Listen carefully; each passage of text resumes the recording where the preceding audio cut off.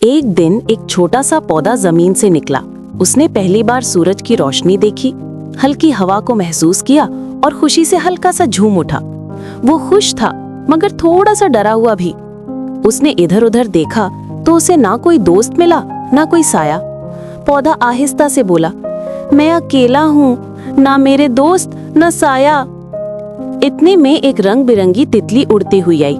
वो पौधे के पास मंडलाने लगी और खुशी से बोली, गम न कर छोटे पौधे, वक्त सब बदल देता है। पौधा मुस्कुरा तो दिया मगर उसके दिल में अब भी थोड़ी सी उदासी बाकी थी। कुछ देर बाद आसमान पर काले बादल छा गए। हवा तेज चलने लगी और पौधा घबराकर बोला, ये बादल इतने काले क्यों हैं? क्या वो नाराज हैं? फिर अचानक बारिश शुरू हो गई। पहले पौधा डर गया मगर जैसे ही बारिश के कतरे उसके पत्तों को छूने लगे वो खुशी से हंस पड़ा। ये तो जादू है, पौधा बोला। बारिश के साथ वो आहिस्ता आहिस्ता बड़ा होने लगा।